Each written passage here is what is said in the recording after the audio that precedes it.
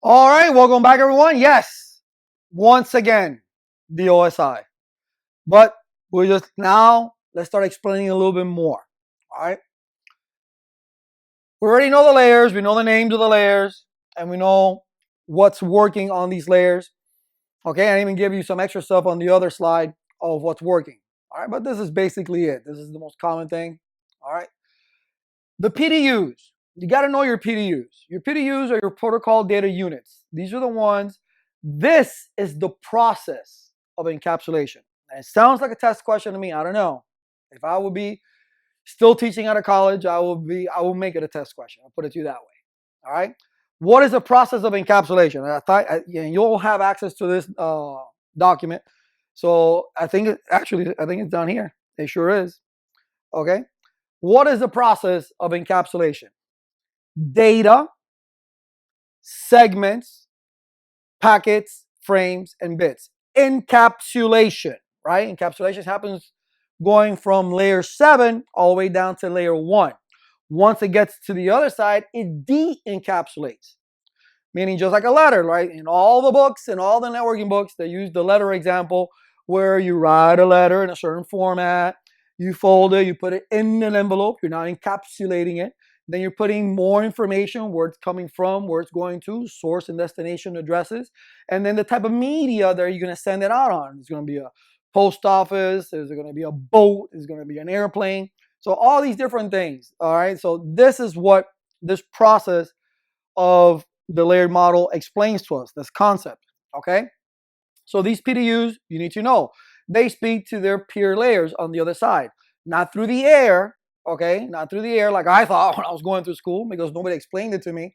They just said, hey, it's the peer, the segment PDU will talk to its peer layer on the other side. So I'm like, me being me, I'm like, really? How does that work? Is it just through the air? They just talk to each other? Or, you know, logically, it has to go through the cable or wireless or whatever. But nobody really explains to me. And all it is, it's a number. So a mathematical calculation that they use. When they get to the other side, they run this thing and they're supposed to come up with the same information. That's where the sequencing comes in, right? Everything comes in the same order. All right, the window size. That's why we get acknowledgments. Say, hey, wait a minute, I'm missing something. Resend it again. So it's important that you know that. So PDUs talk to their peer layers so they know when they get to the other side to de-encapsulate, to put everything in the correct order. All right. And you see down here, I have a definition for it. Is it down or up? It's up. Okay.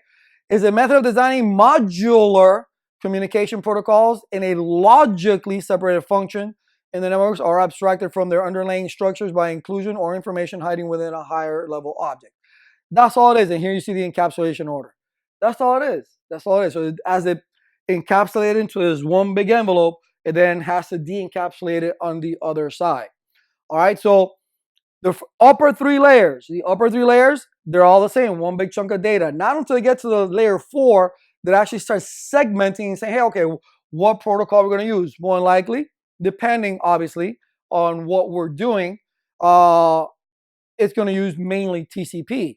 And that's just where we get our acknowledgement because it's a connection-oriented protocol where UDP is a connectionless, means UDP just sends it. If it gets there, it gets there. There has no error detection or flow control, nothing. Just, here you go. All right, so, but TCP does. It has the acknowledgement, the NAC, the windowing, the sequencing, all these different things. And even for streaming, you have the SCTP. So all these things happen at this particular layer. Layer 3, again, we have IP. These are connectionless. That's why we have TCP IP. So the IP is the connectionless protocol. IP, IPX, which we really don't use. Here we have now our routing protocols and routed, because routed protocol would be IP. That's the IP address that sits, whereas version 4 or version 6, that's what sits on the interface. That's what sits on the NIC card, all right, of any node on your network. And then the routing protocol is the one that chooses the path selection. So this is what's going on at this particular layer. It's putting that information onto as it goes down. Frames, well, we're dealing now with what? MAC addresses. We're dealing with switches. Bridges, we no longer use anymore because they really don't have that many ports. They don't have the functionality because that is the main purpose of a switch, is functionality. Bridges were meant just to segment, where switches, which is what everybody uses today, is because of its functionality, all the things that it brings into the network.